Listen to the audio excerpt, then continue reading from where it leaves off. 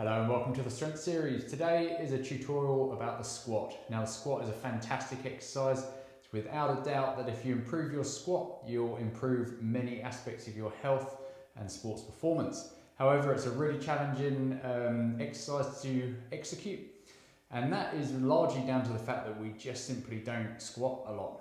A couple of things just to note before we start. Often it's centered around a mobility issue, whether that's restriction in the ankle, hips or upper body, or it's based around a motor control issue where we just simply don't know how to coordinate the movement. So I'm going to show you some little tricks of the trade today just to improve your squat, and then at the end we'll add in some weight and see how we go. So first of all, I want you just to grab a piece of wood. Now this can just be a piece of 4x2, or it can just be a couple of rolled up towels. And I just want you to place it underneath the heels. Now what this does is it just takes a little bit of pressure, a little bit of tension out the back of the body, and it's going to help us improve our technique. The thing is, if we make it really challenging for ourselves from the word go, then it's going to be really challenging to actually learn the exact posture. So heels up onto the piece of wood or onto the towels.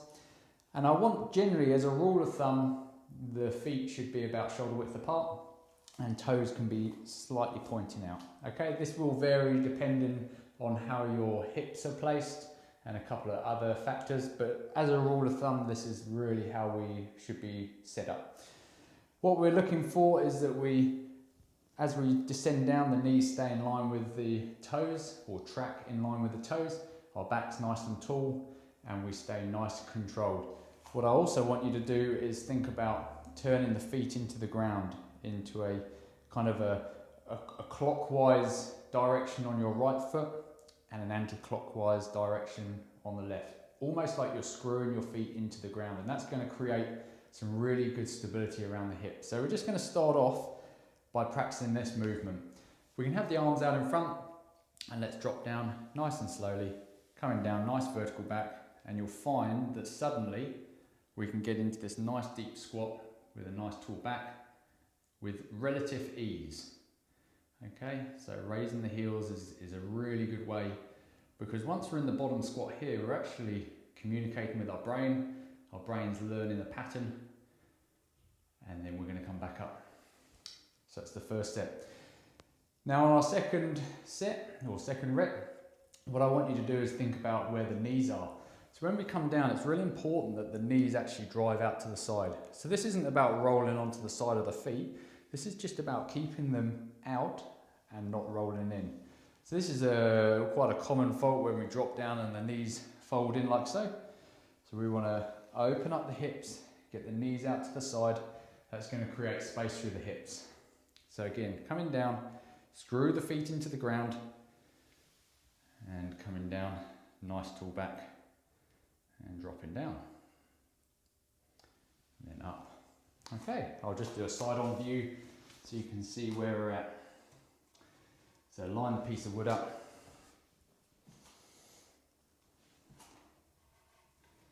Feet about shoulder width apart, toes pointing out. Now on this third rep, I want you to think about how the back's positioned and how we're organising our abdomen. So I want you to just draw that pelvis in a little bit, engage through the stomach. That's going to prevent our back from arching. So draw in, nice and compact, nice and in control, and when we're ready, we're dropping down, nice tall back, and then coming up. And again, nice tall back, engage the stomach, screw the feet into the ground, make sure the knees are in line with the feet. And we're going to come down and up. Perfect. So we've hopefully got the hang of that. Now I just want you to try another modification now. This is going to start really working on our upper back. So I just want you to have your hands overhead, and we can either have the hands together, we can interlace the fingers, and this is just going to work on upper back mobility as we come down, because the upper back is often an area of real tension in a lot of people. So holding up, we're going to come down, and you'll feel this pinching in between the shoulder blades. If you're restricted there, we're going to come up and down. Nice slow motion, reaching the arms up, and then coming up. I'll just do a quick side on view for that.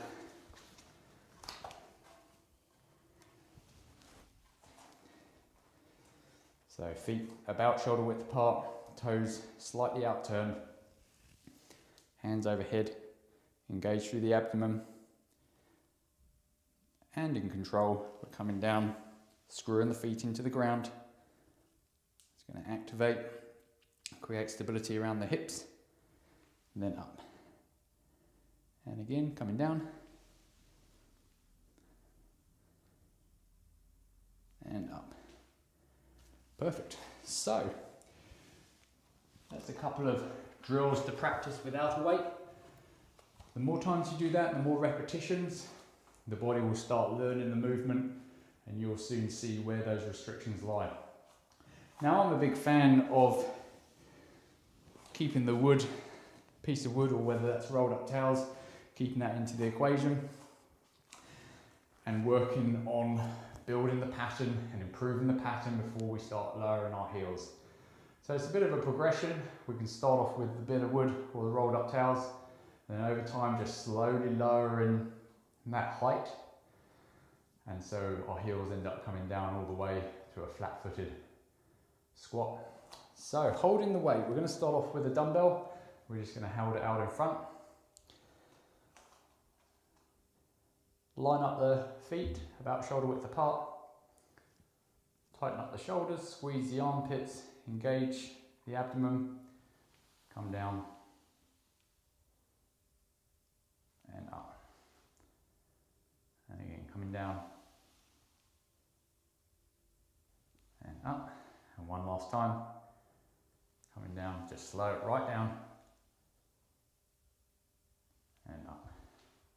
Perfect. So that's with the dumbbell. I'll just demonstrate that with the kettlebell. So again, getting the heels up onto the piece of wood, holding that kettlebell in front, and we can actually have it down in front like so if it's just a little bit too challenging to keep it up, and same with the dumbbell, so you can hold it down in front like so. Holding it here. Make sure we're lined up, make sure we're in good position before we drop down, and then come down. Keep those knees out, and up, and again, coming down, and up, and one last time, come down, and up. Perfect. So just dropping that weight out to the side.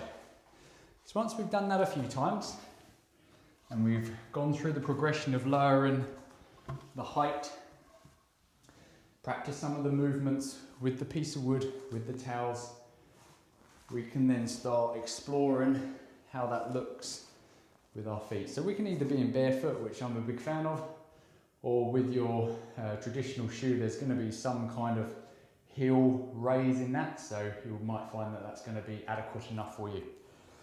So, with the feet on the ground, feet shoulder width apart, toes pointing out, I want you to engage through the abdomen. I want you to screw the feet into the ground. So with your right foot, screw clockwise, and your left foot, screw anti-clockwise. Holding the weight out in front, and then when we're ready, coming down, and then up, coming down, and up, and one last time, down, and up. Fantastic. So we'll just grab the kettlebell. For those who have kettlebells, Just going to do a quick demo. So holding the kettlebell out in front or down in front like so, whatever feels more comfortable. And when we're ready, we're going to get ready. Engage through the abdomen, screw the feet into the ground, and coming down. And up, coming down, and up. And one last time, coming down, and up. Fantastic. So I'll just do a side-on view as well with the kettlebell. So there's a lot going on in this move, so I really want you to slow it down, and it will take some time to perfect. But with good form and good practice, you're really going to see the benefits of this exercise. So holding the kettlebell out in front, engage the abdomen, bring the feet out to about shoulder width apart, screw the feet into the ground,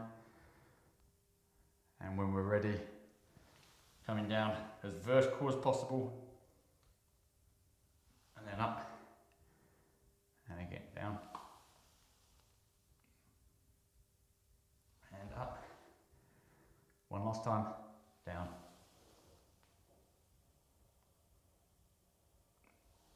and up.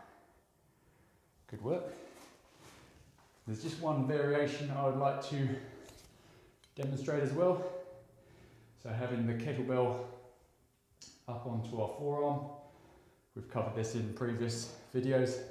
So just resting the kettlebell on our forearm like so, and we can hold the other hand across our body. This just creates a little bit of instability, gives our brain some extra work to focus on. So when we're ready, setting up, engage through the abdomen, screw the feet into the ground, and down we come. And up, and down. And up, and down.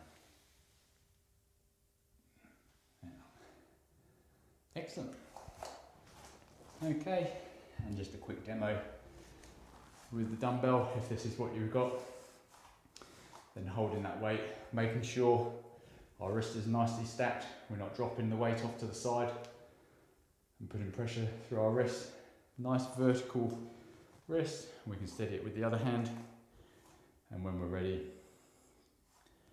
engage through the abdomen, line up the feet, toes pointing out slightly, and coming down, and up, and down, and up, and one more time, and up. Fantastic. Okay, so work on that progression. Start off with a plank, start off with towels underneath the heels, elevating the heels, work on that pattern. It's a really good one to do in the evening when we're watching TV. We can just work on that pattern so we can actually get the body used to coordinating that movement.